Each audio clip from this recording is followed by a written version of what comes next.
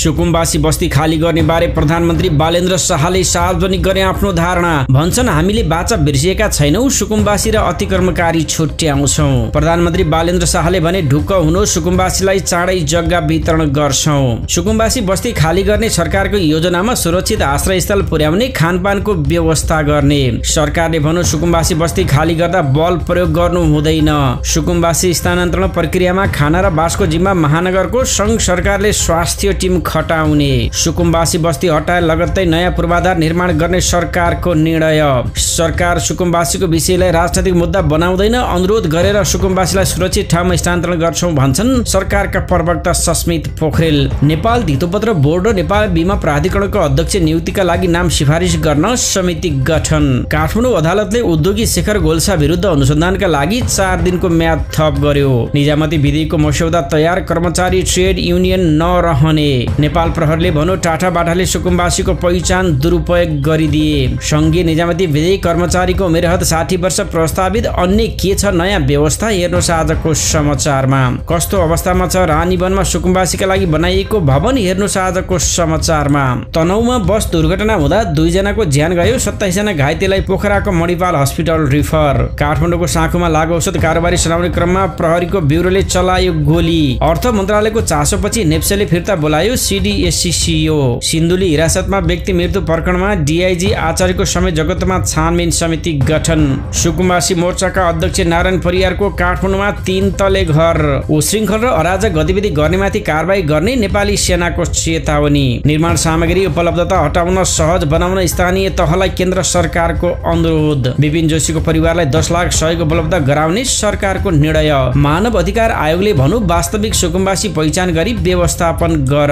बुटवल उपमहानगरपालिकाले उच्च अदालत बुटवलको अतिक्रमित सरकारी जग्गामा रहेको अनधिकृत घरटहर हटाउन डोजर चलाउने तयारी। धादिङ नुवाकोट र रसुवाका बस अब नयाँ बस पार्कबाट मात्रै छुट्ने। गरिब विपन्न र सुकुम्बासी माथि सरकारले अमानवीय र असंवेदनशील व्यवहार गरेको नेकपा एमालेको भनाई। निवर्तमान गृहमन्त्री सुदन गुरुङको बैंकिङ विवरणबारे नबिल बैंक भन्छ हामीले गोपनीयता भङ्ग गरेका छैनौं। थापाथलीमा आँसु र अनिश्चितताको विदाई, बस्ती खाली गरिँदै। नेपाली कांग्रेस भन्छ सुकुम्बासी समस्याको दीर्घकालीन समाधान हुनुपर्छ, दमन होइन विकल्प रोज्नु पर्यो। वर्तमान सरकार फाँसीवादी शैलीमा अगाडि बढेको क्रान्तिकारी कम्युनिस्ट पार्टी नेकपाका महासचिव CP गजुरेलको दाबी। विश्वविद्यालयमा प्रहरी बल प्रयोग र विचारधारा निषेध गर्ने शैलीको कांग्रेसद्वारा विरोध। बालेन्द्र नेतृत्वको सरकार साम्राज्यवादी दलहरूको एजेन्ट भएको धर्मेन्द्र वास्तोलाको आरोप। राष्ट्रिय सभाका अध्यक्ष नारायण प्रसाद दाहाल भन्छन् राष्ट्र निर्माण केवल सरकारको मात्रै काम होइन। कांग्रेस संसदीय दलको नेता चयन प्रक्रिया स्थगित, आजसम्म सर्वसहमत उम्मेदवार बनाइने। युवा नेता रञ्जन कार्की भन्छन् राप्रपा अध्यक्ष लिङ्गदेन विरुद्ध बोल्दा राप्रपाबाट लखेटिए। पश्चिम एसियाली मुलुक स्थित नेपाली नियोगहरूमा र्यापिड रेस्पोन्स टिम स्थायी बनाइँदै। परराष्ट्र मन्त्री खनाल र जोर्डनका समकक्षी सफादीबीच टेलिफोन वार्ता, नेपाली नागरिकको सुरक्षाका विषयमा चासो। दक्षिण पूर्वी एसियाबाट 612 नेपालीको उद्धार, कम्बोडियामा संगठित अपराधमा थप नेपाली पक्राउ। किसानलाई जल, जंगल र जैविक स्रोतमा पहिलो अधिकार दिन सांसदहरूको जोड। निजी क्षेत्र भन्छ धरपकड, थुन्चेकले निजी क्षेत्र निरुत्साहित भयो। पूर्व राजा ज्ञानेन्द्र शाह पोखरामा विमानस्थलमा गरियो स्वागत। त्रिचन्द्रका विद्यार्थीहरू सडकमा, सरकारी प्रतिबन्धको तयारीको विरोध। नेपाल मेडिकल काउन्सिलले गर्यो 17 जना चिकित्सकको नाम दर्ता खारेज। रोकियो शेयर बजारको गिरावट, 3 कम्पनी बढे 15% भन्दा बढी। 3 ब्याटरको अर्धशतक प्रेरणामा नेपाल एक क्रिकेट टोलीले ओमानसँगको दोस्रो एक दिवसीय खेलमा जितसँगै श्रृङ्खला बराबरी गर्यो।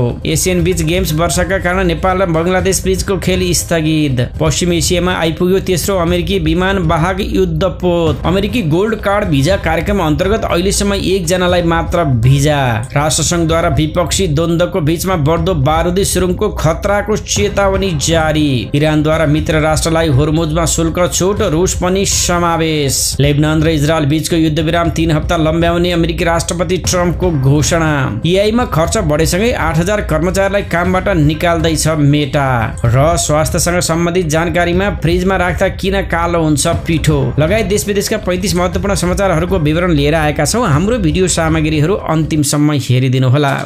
र स्वास्थ्यसँग सम्बन्धित जानकारीमा फ्रिजमा पिठो राख्दा किन कालो हुन्छ? रोटी नेपाली भान्साको महत्त्वपूर्ण परिकार हो। लगभग हरेक घरमा रोटी पकाइन्छ। समय बचत गर्न धेरैजसो मानिसहरूले पिठो मुछेर पहिल्यै फ्रिजमा राख्ने गर्छन्, तर केही घण्टापछि पिठो कालो हुन थाल्छ। यसले पिठोको रङ त बिगार्छ नै, स्वाद र सुगन्ध पनि परिवर्तन गर्छ। यो किन र कसरी हुन्छ? केही सरल सुझावहरू पालना गरे तपाईँ पिठोलाई लामो समयसम्म ताजा राख्न सक्नुहुन्छ। किन मुछेर राखेको पिठो कालो हुन्छ त? जब पिठो मुछेर फ्रिजमा राखिन्छ, यो हावा र ओसिलोपनको सम्पर्कमा आउँछ। पिठोलाई राम्रोसँग छोपिएको छैन भने यसको सतह सुक्न र रङ परिवर्तन हुन थाल्छ। यसबाहेक लामो समयसम्म राख्नाले पिठोमा अक्सिडेसन हुन सक्छ, जसले गर्दा यो कालो वा खैरो देखिन सक्छ। यही कारणले गर्दा फ्रिजमा राखिएको पिठो चाँडै बिग्रन सक्छ। पिठोलाई ताजा राख्न यसलाई हावा छिर्न नपाउने भाँडामा हालेर राख्नुपर्छ। पिठोको डल्ला बनाएर यसको बाहिरी पत्रमा थोरै घिउ वा तेल लगाउनुपर्छ। यसले पिठो सुक्न वा कालो हुनबाट रोक्छ। हावा पस्न नदिन पिठोको डल्लोलाई सफा कपडा वा क्लिनिङ र्यापरले ढाकिदिनुस्। हावाको सम्पर्कले पिठोलाई चाँडै बिगार्न र कालो बनाउन सक्छ।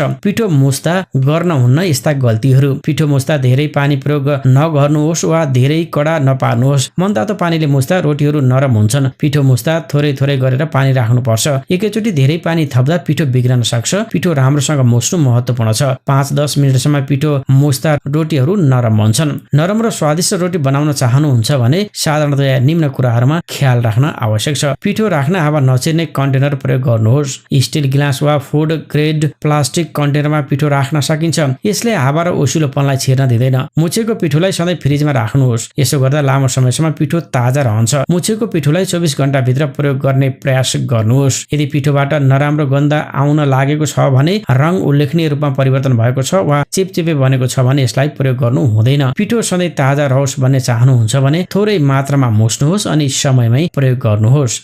यिनै समाचार सामग्री सहित हामी समाचारको अन्त्यमा आइपुगेका छौं। प्रस्तुत गरेको समाचार सामग्रीमा तपाईको केही प्रतिक्रिया भए कमेन्ट बक्समा लेखिदिनु होला। साथै मन परेको छ भने कृपया हाम्रो भिडियो सामग्रीमा एउटा लाइक अवश्य गरिदिनु होला। तपाईको बाँकी पल सुखद रहोस्। नमस्कार।